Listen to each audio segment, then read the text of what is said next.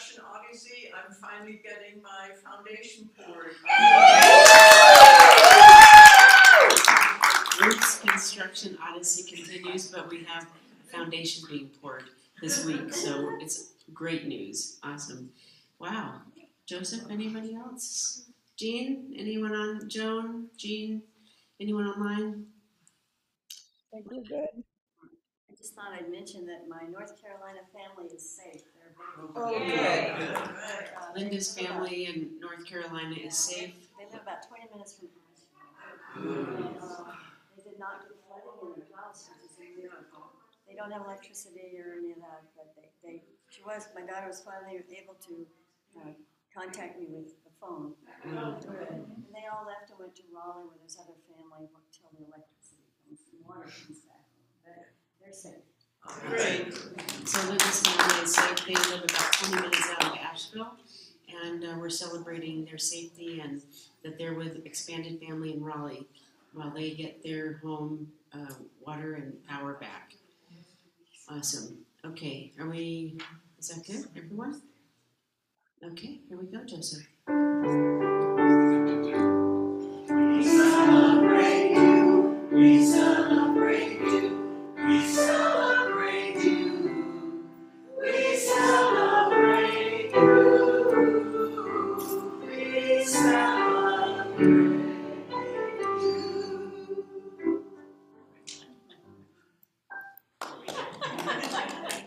All right, so now is the time where we jump up quickly or get up quickly or safely, all of that, and say hello to everybody.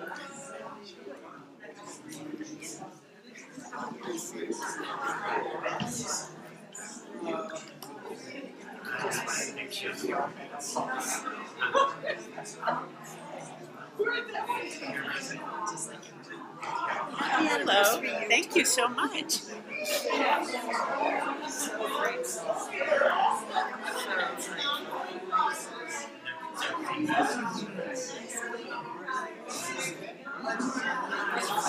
Yes.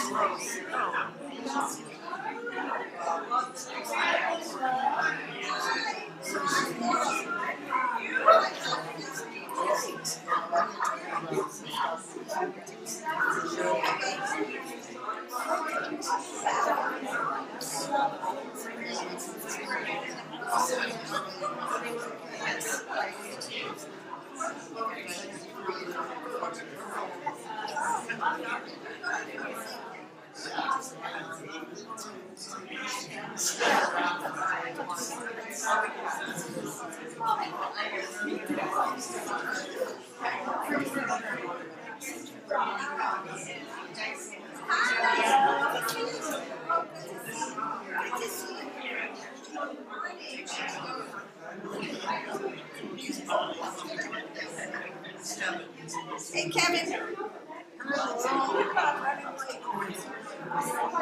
Hey, Julia. Let me get over there.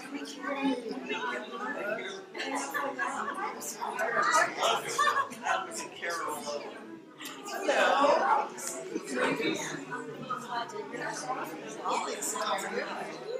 You've been.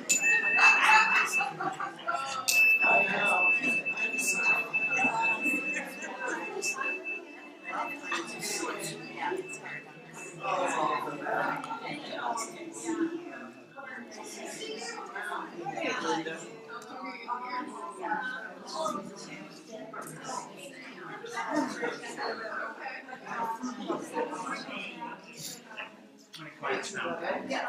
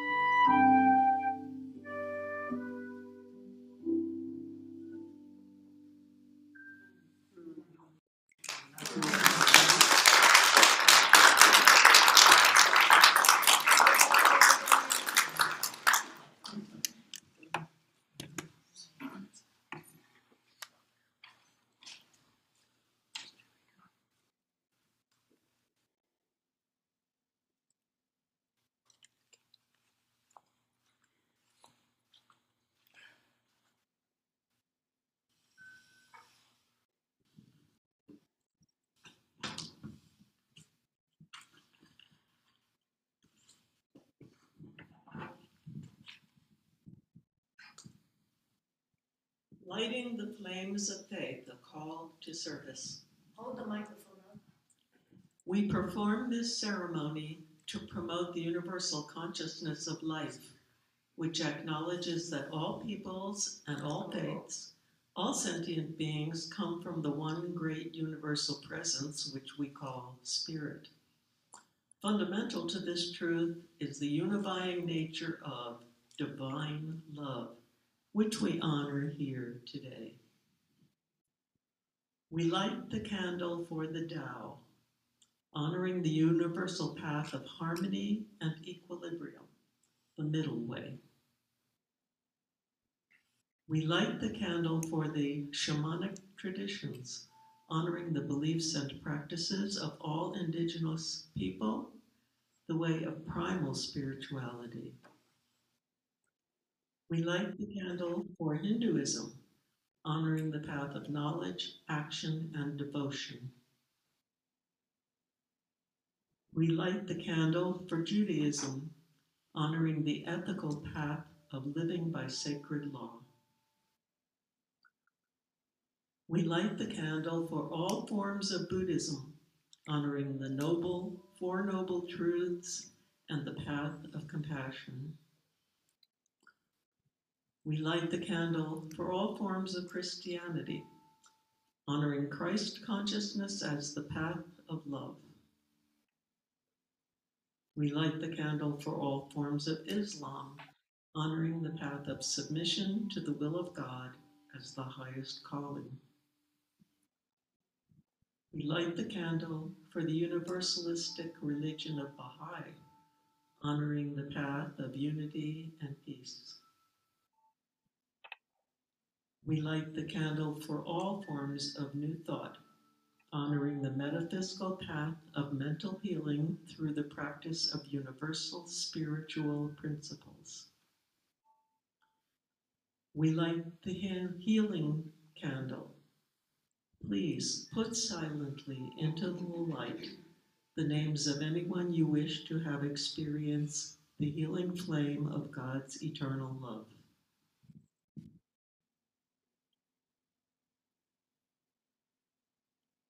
Now, please stand, face your screens or the center aisle, close your eyes, and cross your hands over your heart.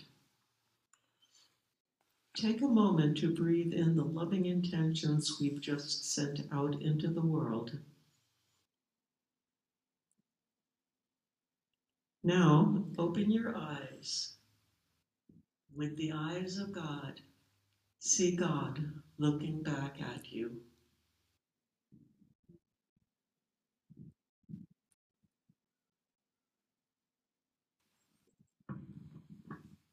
Namaste. Namaste.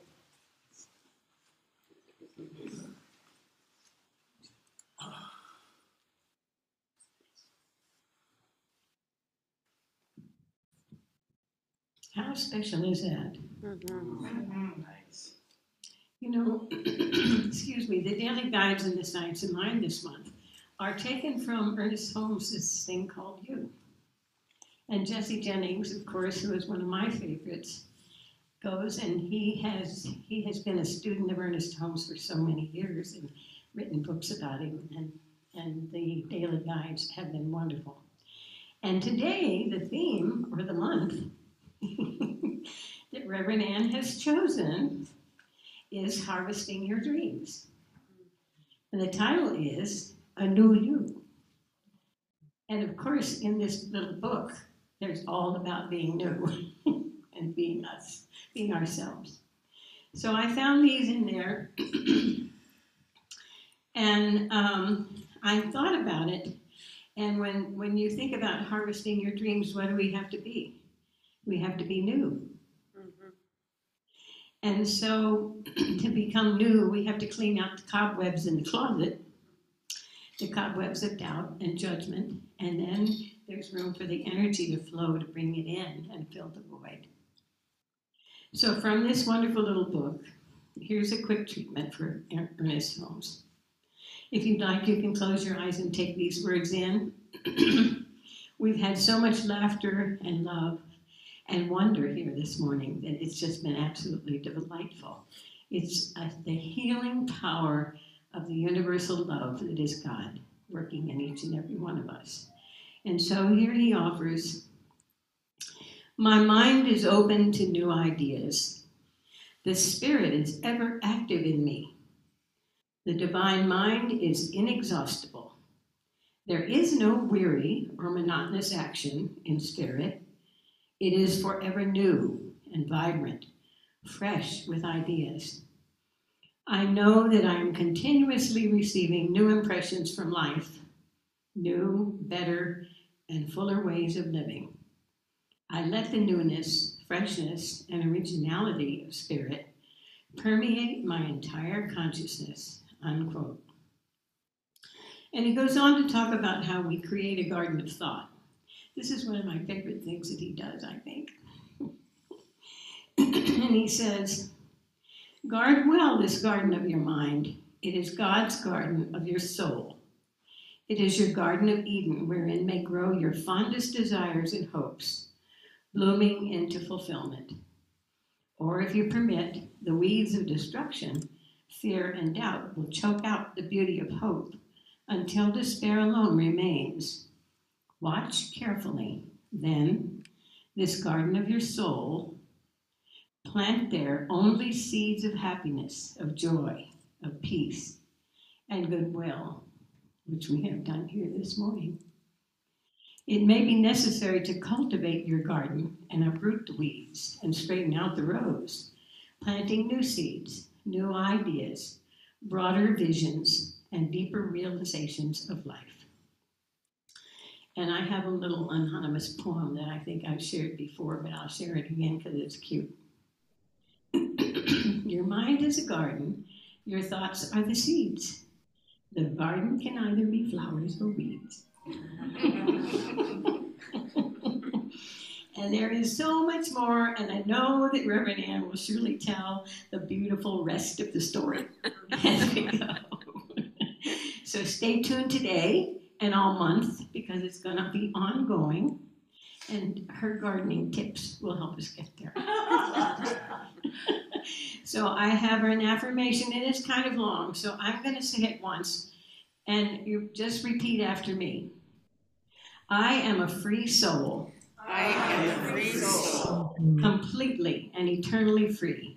Completely and eternally free. I am free from doubt. I am free from doubt, Fear or unhappiness. fear or unhappiness. Today.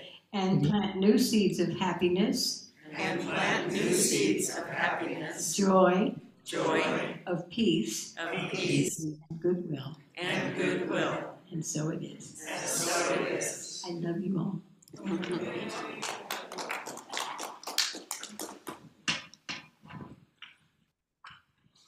Thank you, Patty. Good morning, I'm Joseph Saleck, the music director here, and this morning it's a pleasure to be introducing and welcoming back Charly Drobeck. Charly has been a longtime resident of Santa Fe. We first met back in the mid-'80s. It's only been in the past year or two that we've really connected and have started playing music together. Charly has been teaching flute for those many years, as well as many decades as a flutist with the Santa Fe Pro Musica.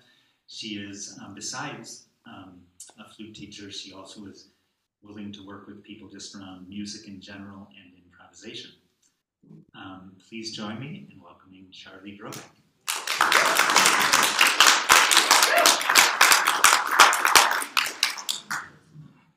And this song we're going to do, it's probably part of, at some point you might recognize the melody, and I will begin to sing the words, and please join me if you know the song. It's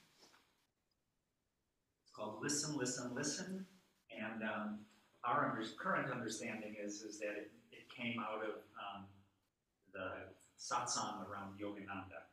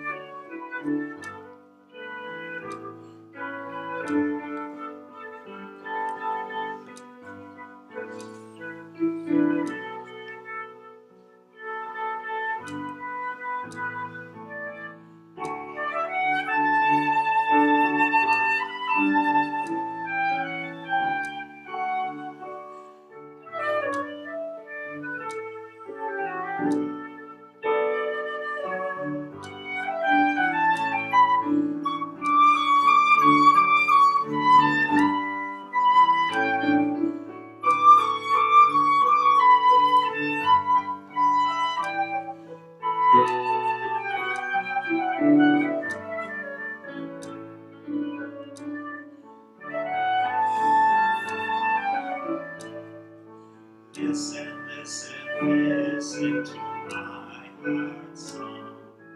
Listen, listen, listen to my heart song. I will never forget you.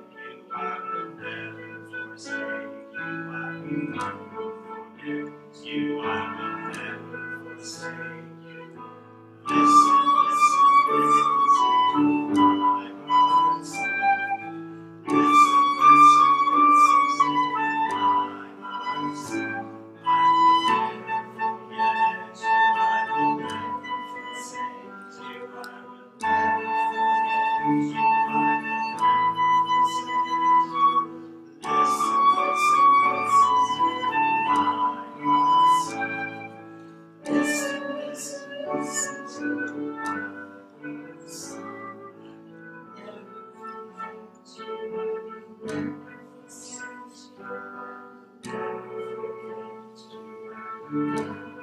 forsake you. Listen, listen, listen to my heart song. Listen, listen, listen to my heart song.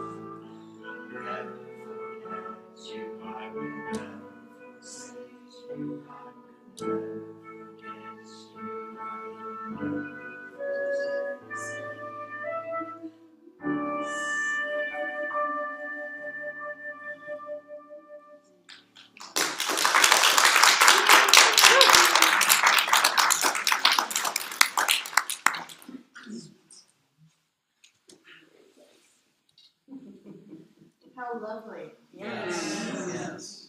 Thank you again.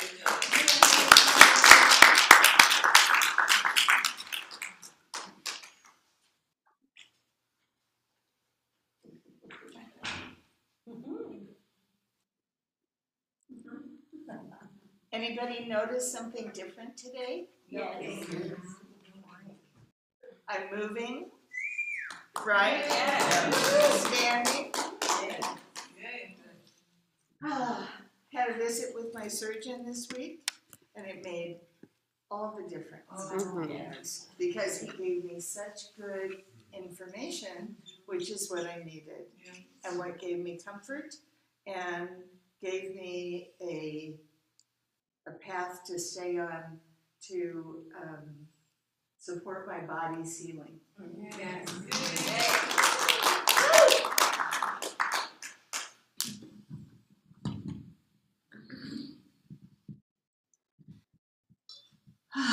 Good morning every day. Good morning. Well, between Patty and that beautiful interlude played by Charly and Joseph, today has had the perfect setup. And for those of you who haven't been here before, or haven't been here for a really long time, I'm still Rev Ann Rea.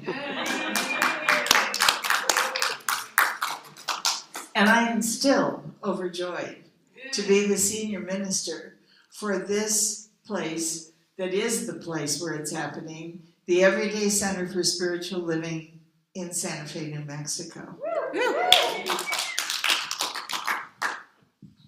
So we are talking about harvest. Imagine that. It's October. We're talking about harvest. We're talking about harvesting our dreams. And we're talking about, it's one thing to have the dream. It's another thing to be prepared for it to show up in our life, for it to actualize. And we've spoken a little bit about that over the last few weeks, about preparation, about mental preparation, about physical preparation, about thinking our dream or desire through, and seeing what we might need to do, what might be ours to do to be prepared for this glorious change that we are welcoming into our lives. Mm-hmm. If it isn't a glorious change, why are you dreaming about it? That's not a dream, it's a nightmare. It's a glorious change, right? Right. So my visit with my surgeon this week, which I did not anticipate being part of this talk, but anyway, it fits. So he explained to me what was going on with my left hip, and for those of you who don't know, I am titanium woman. I have two new left hips. No, my other left is a new one too. Anyway, so he was telling me, first of all, he was reassuring me because he took about 18 x-rays before he saw me of me doing everything but standing on my head to make sure that my hips were good. My hips are perfect. Yay. That may be TMI, but anyway, so my hips are perfect. Good news, right? Very. So, for those of you who don't know, my left hip has been behaving a little strangely, off and on, for the last few weeks, and unexpectedly, and we're not going to have a show and tell today. But anyway, I was concerned because I didn't understand what was happening, and so just hearing that that everything was where it was supposed to be was really good news. And then he told me that I have two choices. I can do what's mine to do to support its healing, what's mine to do to support its healing, which is to keep my body aligned and not make any weird moves, or do anything like lift anything too heavy, or any of the other things that I might have done on another day. So to do that, keep my body aligned and not do any twisting. So, I guess the hula hoop is off the table. But anyway, in other words, to kind of behave myself and to just be aware and mindful of how I'm using my body. Mm-hmm. That I'm evenly weighted, that I'm balanced, that I feel centered. And I mean, these are good practices for all of us, right? This isn't just about somebody who's having a hip that's going sideways every now and then. My other choice was surgery. Mm-hmm. And I said, I'll take one from column A. Because the opportunity to do what I believe in anyway, which is to heal myself, who could refuse? Right. Who could refuse that opportunity? Certainly not me. So I walked out of there feeling much better, although I have to tell you that for a couple of days I did walk around like a tin soldier. I was sort of like this, going everywhere. But then I realized, no, that's not what's called for either. I just need to relax and make sure I'm aligned.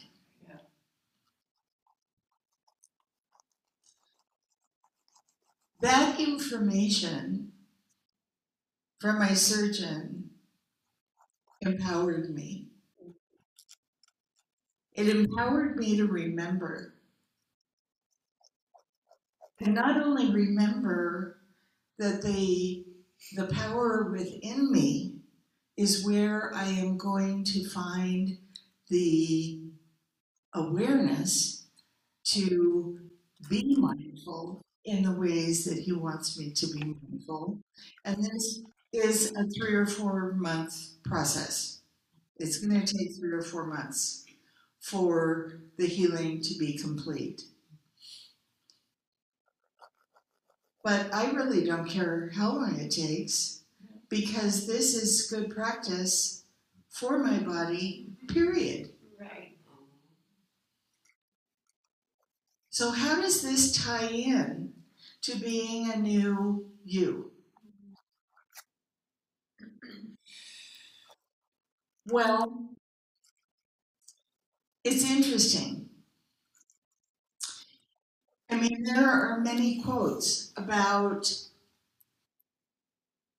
approaching something in our lives, something new in our lives, or trying to approach something new in our lives with an old frame of mind. Mm-hmm. Right? Yeah. It doesn't work. Because the old frame of mind carries the old beliefs. It carries maybe old fears, old doubts. It may carry old ideas that belong to other people who thought they were being helpful, or who may have intended to be helpful, and who weren't so much. It can carry all of those things. Now, what we know, not only because of science of mind, but because of science, is that we are new every day. Every single day, we are brand new, inside and out. That doesn't necessarily include our thought patterns. Mm-hmm. That includes our fingers and toes and hair and breathing and strength, and it includes our physical body, but it doesn't necessarily include our mind, our brain. We have to remind it to come along for the party. Today I'm new, which means new thoughts, which means new possibilities, which means a new willingness to be open and receptive, a new understanding that there may be something for me to do, and to be willing to learn what that is, and then take one step after another towards it. Mm-hmm. Right? Right. I'm just following Denise's lead here. I'm making sure that everybody has a pulse. That's a line I won't soon forget. So what's interesting about human beings is that we are a conglomeration of everything we've ever done every experience we've ever had in a new house. It's like we took the old library and we packed it up. Anybody that's ever moved has packed a book or two, and we hauled it along and we put it in the new house. And what I'm here to recommend is that we reconsider. Not that we disregard the old library, because even though we may have strong feelings of dislike or preferences as to otherwise, or even bad memories of things that have happened in the past, they are not happening now. Right. They are not happening now unless we are reliving them now. And if we are reliving them now, none of the other players are here. Right. We're doing that process all by ourselves without any help from anybody else. And many of us may have experienced things in our lives that were painful or hurtful or lots of other things. But they aren't happening now. Other than possibly in our brain.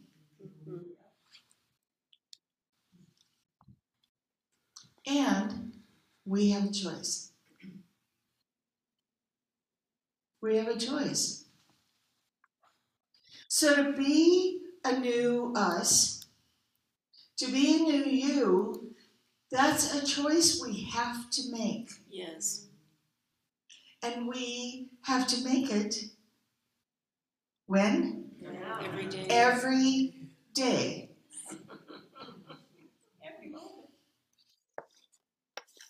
We're making those choices every moment, aren't we, Patty? Yes, we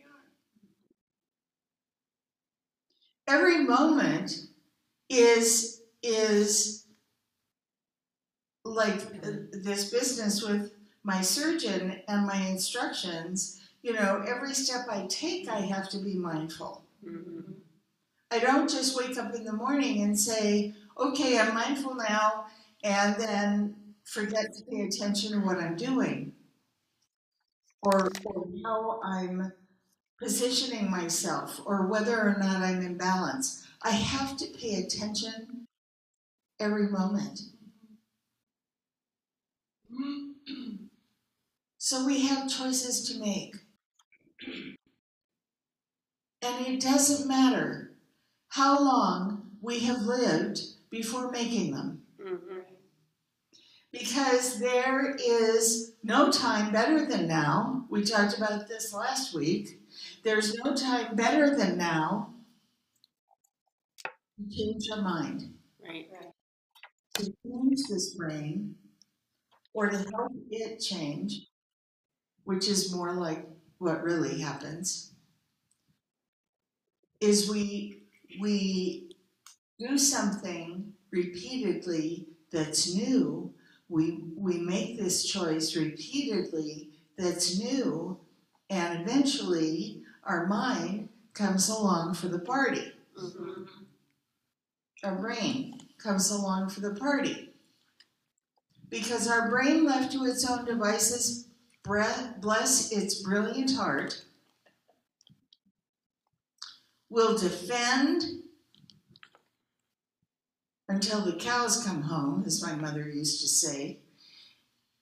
Will defend until the cows come home all of the reasons why we should doubt, why we should fear, why we should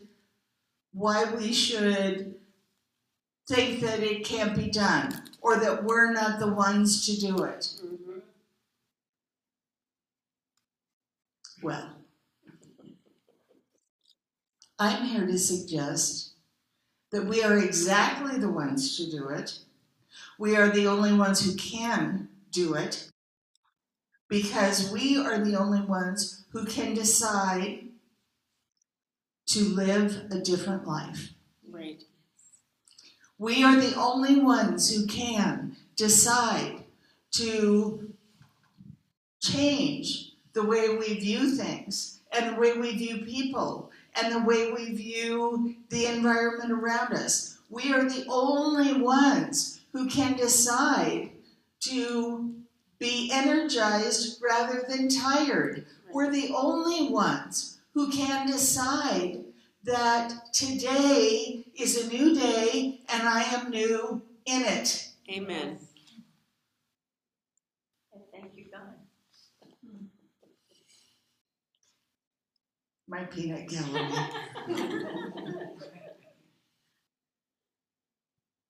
We're the only ones. Is that a big responsibility?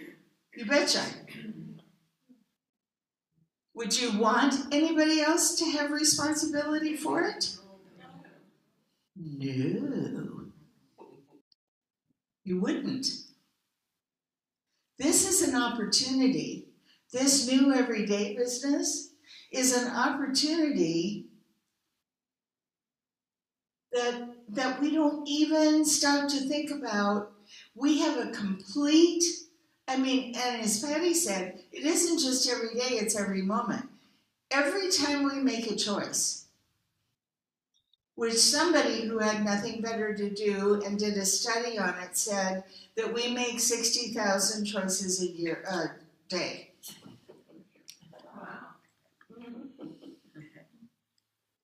They must have had nothing better to do. I have no idea how they tracked that down. No offense.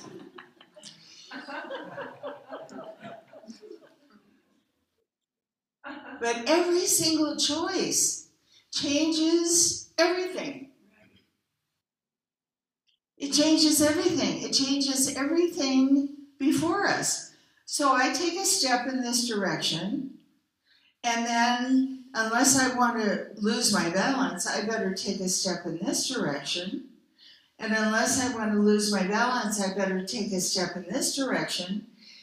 And every single choice, and we don't even think necessarily about moving our bodies as engaging a choice, but it does. It all involves choice. Everything involves choice. So back to the old library. The old library contains good things, things, and not so good things. We get to decide. It's just like, you want me to give you more stories about us moving? I don't think so. We get to decide what we move without judgment. You know, if there's a set of dishes, this happened when we left California. If there was a set of dishes that we hadn't used in however long, we were happy to donate them. They were beautiful, and we enjoyed using them when we did. But how many sets of dishes does one person need?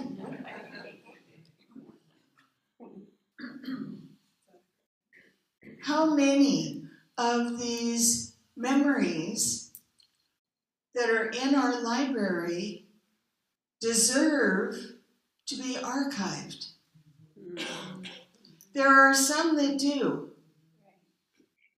You know, my idea of my library, it's oh my God, it's all handmade. It's this most beautiful wood, and the things that are really, really, really precious are behind glass, and I can go there in my mind in an instant and just give honor to those things in my life that I treasure, those experiences in my life that I treasure. You've all heard me speak many times of my relationship with my grandmother. I can tell you still, story after story after story about my relationship with this woman, and she died when I was 5.5. But that's the impression she made on my life.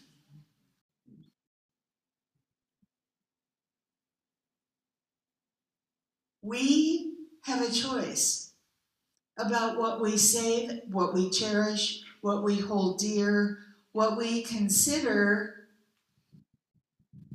something that cannot be let go of. Notice I didn't say that we really don't want to let go of. Because believe me, my memories of my grandmother, I don't want to let go of a single one of them. And now they're in my cells somewhere. But there are memories from my life, from portions of my life where other people had some kind of weird ideas about how to treat a young person and so on and so on. And those are definitely not precious memories. They're horrific memories. Why in the world would I hold them around? Why would I hold them around? And believe me, I have had this conversation with people that I work with as clients. And their answer often is because otherwise they will get away with it. So let me make this crystal clear.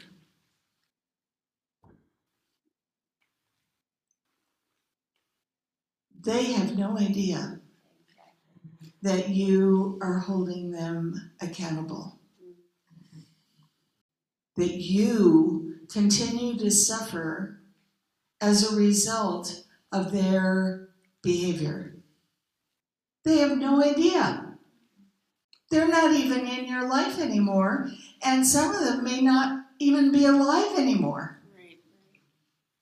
They have no idea. So why in the world would we hold the idea that we have to hang on to this, whatever it is, because they're going to get away with it if we let it go? If we put it in its place in the library, which is where we never dust, we never take care of it. It's just back there in the corner somewhere. Because everything that has ever happened in our lives, no matter how great and no matter how not great, is part of who we are today. Yes. And that's just so.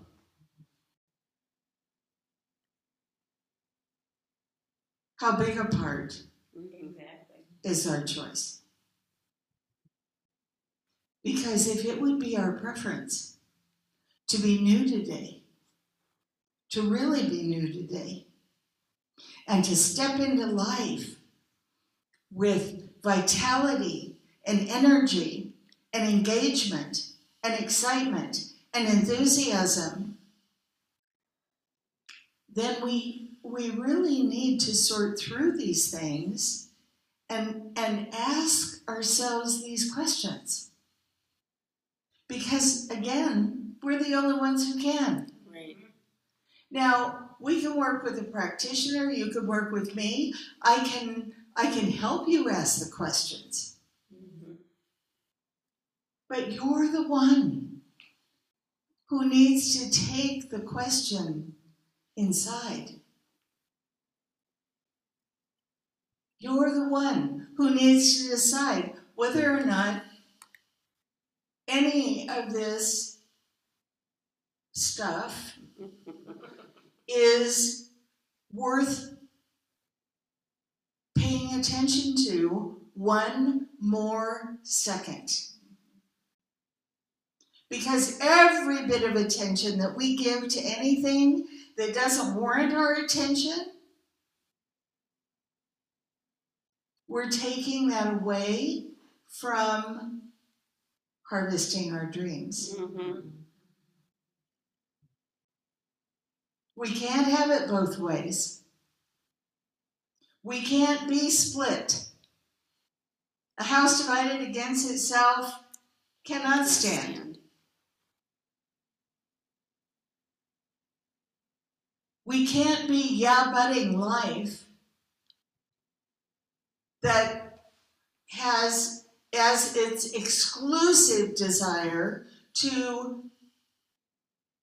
just support us in having the life of our dreams without any exceptions or exclusions. We can't be yeah-butting that life and going, yeah, but there's this. Mm-hmm. Yeah, but there's them.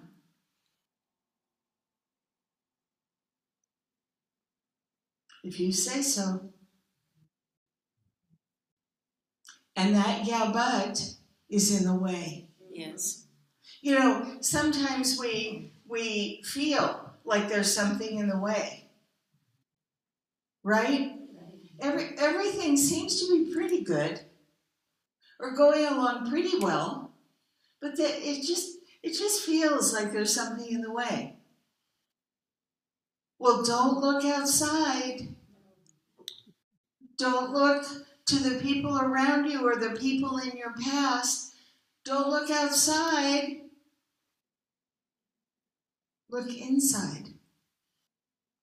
What belief is still being held on to? What deep understanding that was probably developed as a belief at a very early age? What are we still holding on to as the truth? Mm-hmm.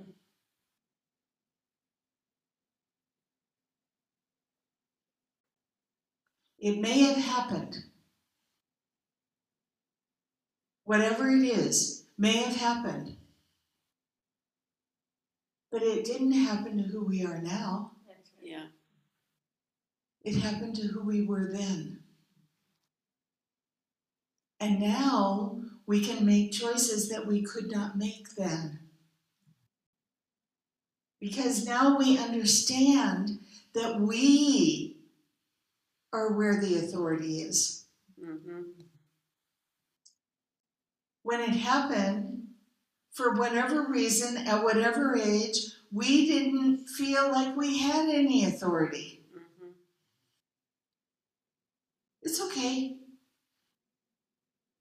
It's okay. It was part of our, I'm not talking about the incident. I'm just saying that it's just like when we're learning to walk. We don't just come out of the chute and start walking. We have to learn to crawl. And then to stand up. And then to take a step. It's the same. It's exactly the same. Your homework for this week is to think on these things, to explore the possibilities of what you're going to archive and what you might rethink. And I also ask you, every single morning, when your feet first hit the floor, is to say to yourself, I am new today. And so you are. So it And is. so it is.